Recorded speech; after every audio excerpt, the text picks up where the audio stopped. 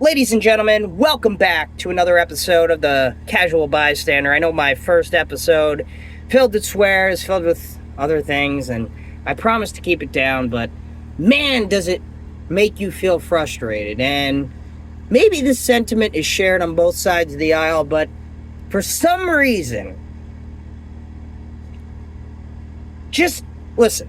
I was a former liberal. I believed... I at one time had trouble muttering the words, "Stop these illegals from entering the country." I don't know. I felt dirty. But why? Well, because the people on my political side were telling me that the right was just, they were referring to all immigrants. And I believed it. I don't know if you remember that, but that was one of the first big Trump things. I'm even doing the Trump hands. But that was one of his first things. And I remember my little, my conservative little cousin came over and she said, I want to vote for Trump because he's keeping out the Muslims. And I was so pissed off because I had studied about Islam and I had understood that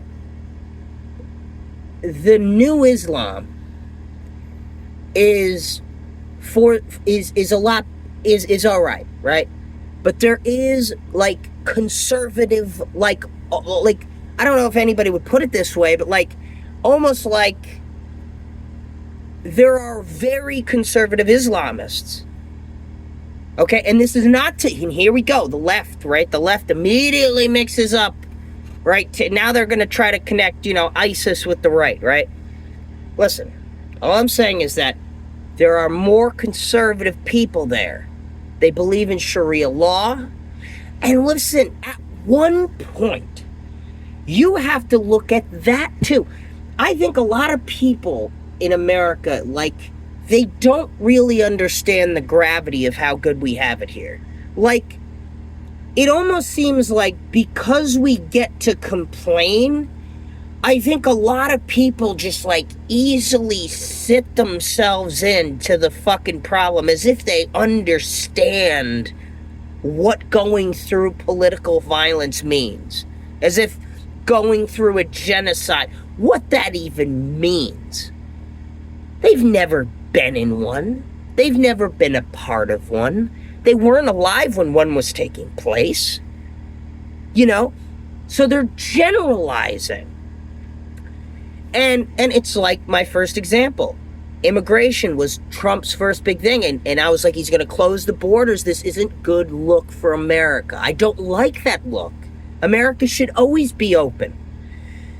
But then he highlighted, he's like, Mike, do you understand we have a problem? And I didn't, because all I was thinking was Trump is just trying to rag on the immigrants. He hates the immigrants. He hates Hispanic people. He hates black people. I didn't have much evidence of that, even in my bleeding heart liberalism days. But I was like, he hates these immigrants, these dirty Mexicans. And I was there at the time where, he was calling the fucking Mexicans dirty, I don't know if he ever called them dirty but he essentially said, I remember the line, they're sending their worst. And I was like, you're making it sound like the government's sending their worst on purpose. This is bullshit. And then I'm like, who is he referring to? Because that's what the left wanted me to think. But wait, maybe the cartels. Now, could I just be spinning this? Maybe at the time he was, but guys, as a right-winger, you have got to understand this. Trump is a white man, and he's going to make white man decisions. That doesn't mean he's racist. See, on the left, you immediately think that's like a triggering thing. He's going to do white man shit. Oh my God, like slavery? No, you fucking... No, there I go. You got me swearing. No. It just means, be honest. What are white man okay. I came up with a perfect example.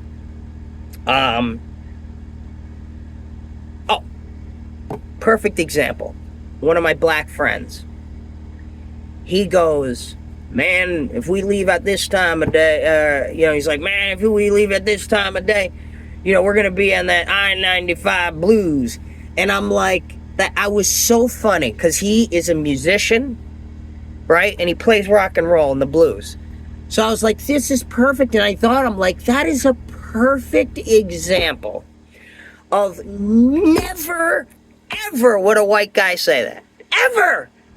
Right? And it was funny because, like, the dude's black, he's a musician, and no one saw it from that black perspective before.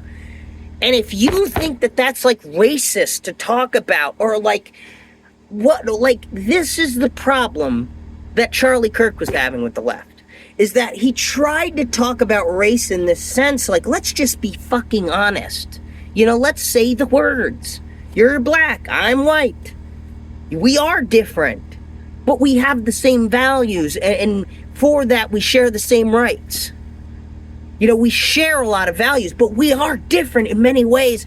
And if you cannot admit that, it's a weakness. You can't just, like, and I'm teetering here, and now you're going to be like, oh, you can't just treat everything you... But what I'm saying is, in general, as a human being, as a person, I'm not talking about legal or politics or if you were the president. No. Talking about in general, if you are totally colorblind, I don't think that that's a strength. I just don't. Because if you're totally colorblind, how could you understand and appreciate the differences in culture? Like, if I can't say to my Spanish friends, I can't understand a fucking word you're saying, but I love your accent. I really do. I mean, what is the... See, the liberal would say, that's insulting. Right? And it's honest. I didn't say, your language, you stop speaking that language. I didn't say, hey, speak English. I can't understand you. No, I just said, I cannot understand you because I don't speak English. But I love your accent. Makes me sound like a weirdo, but it's the truth. And if we could just speak to truths that way, it comes down to that Sling Blade scene. I like the way you talk. I like the way you talk. They never really talked about how they talked. They just fucking communicated, and they said, you know what, man? Basics. I like the way you communicate.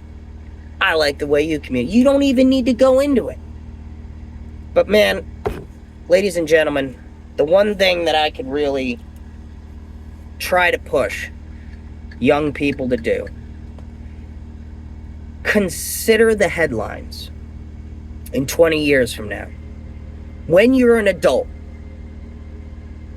and you're looking up right now at what that adult's going to look like, I need you to consider that your actions today directly affect the outcome of who you want to be tomorrow.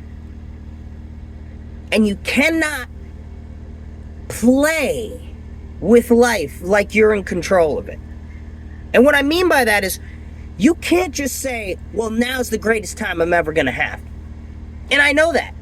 Because, whatever. Because you know what that gets a lot of people doing? That gets a lot of people sitting on their fucking ass, not improving, fat as shit, eating healthy. Oh, I got a steady job, though. Oh, I got kids. But I got, diabetes and I'm 300 pounds overweight. No, come on. See, that's what that kind of life gets you. And Charlie Kirk, God bless his soul, young baby Jesus, they stripped him away. Cut down in his goddamn prime.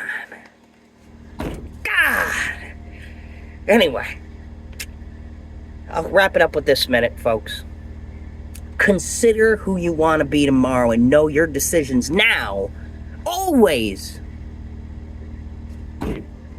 Always. This isn't the butterfly effect, folks. Okay, maybe doing this won't do it, but everything you do towards success has an effect on when you get there and how you get there. Right? It just does. And I could give you a simple example.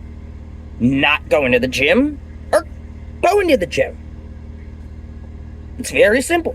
One is very challenging. And on the pursuit of success, will bring you, and you see it. You believe it. You say, if I eat healthy and go to the gym, I will be that Instagram model. It's not out of reach. Well, yeah, I might not have, triple C tits, but at least I'll be in shape and healthy. So even if I'm not the most beautiful, at least I'm the most healthy and confident of who I am. Because isn't that the point? Come on, youth. Youth. This isn't a big deal. Okay? You think your teenage years, and this is not to say old fuddy-duddy, you think now is tough. No. It gets a lot easier.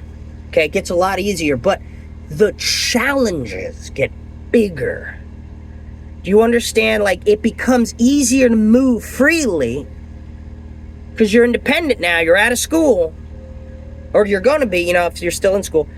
But once you finish up school, guys, there's a lot of freedom to fuck up. I'm telling you, bro. Felonies, crimes, stupid shit, getting fired, breaking up, cheating. And the consequences are adult.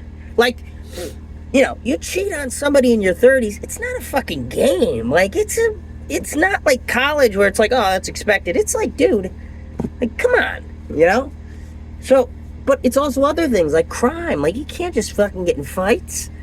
The older you get, 25, 30, you start getting arrested hard for that stuff.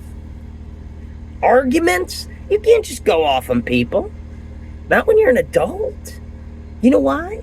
It's not so much what happens when you do, it's what happens to you after you do. Because if you're still an adult and you're still losing your shit and acting like an ignoramus and letting your anger orchestrate your life and your reputation, stop being a child and understand that an adult has unparalleled patience. I want you to think of if you were a celebrity.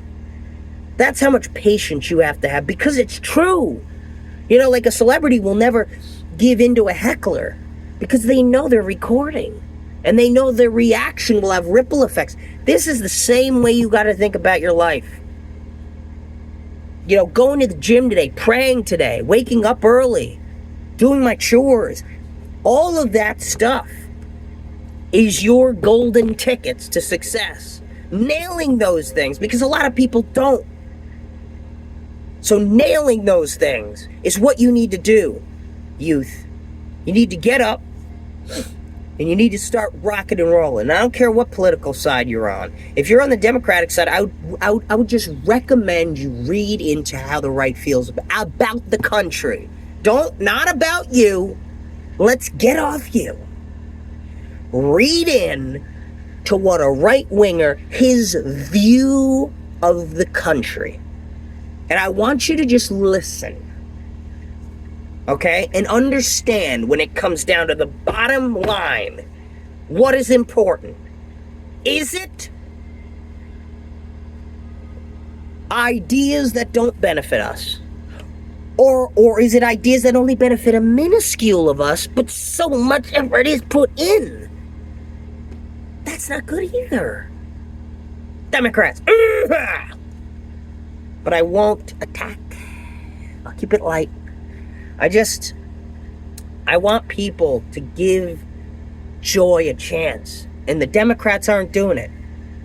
You've had your opportunity, and you have the rest of the term to give joy a chance for once. Just give joy a chance. Believe in what Trump said. Even if it's a lie, just fucking pretend. And that sounds crazy. Oh my God. Just do it. You know why? Because there's nothing happens. If you believe Tylenol's gonna cause autism, nothing happens. Because if it doesn't, you're good. And if you listen to it, well, you got a little more aches and pains in your life. Nothing happened. But when you call Trump Hitler, and someone believes it, they might just shoot him dead to save America and to fulfill righteous indignation.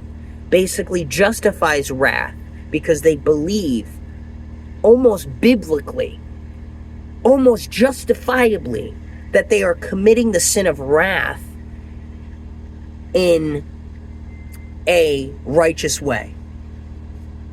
So, like, wrath's the sin. Shooting Charlie Kirk's a sin. But the shooter, in his delusional mind, may have been forgiven at the gates of heaven, which he didn't believe in, but may have been forgiven because, apparently, in his mind, it was righteous indignation. And let's just forget heaven. Let's just online chatty catties, online blah, blah, blah, blah, furry community, all you fucking assholes who knew this kid was going to do this and just stood by. You guys, too. You're all in on it. I don't even know the point I was going to make, but you guys, too, need to just follow my advice. Because, listen, there is no strength in being a victim.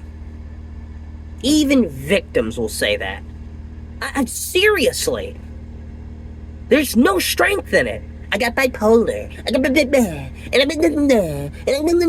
no one gives a fuck. No one cares. Because it doesn't matter. It doesn't matter to anybody but you. I don't give a fuck if you're trans. Not because I hate you, but because it has nothing to fucking do with me.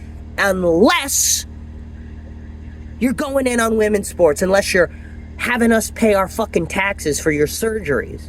Now you've crossed the line. You see? Now I've explained it. You understand where our anger came from. We don't hate you for no fucking reason, you dumb fucks. Maybe do the research and understand. Maybe it's not hate, but some of the resentment, let's just call it, resides on the left, literally willing and able to attack their own citizens in the name of hating their own president. It has come full circle. And there's no turning back, Dems. You can't just turn back and reason your way out of it and mosey your way out of this shit. I'm sorry, it don't work that way. So, I'm telling you, over the next,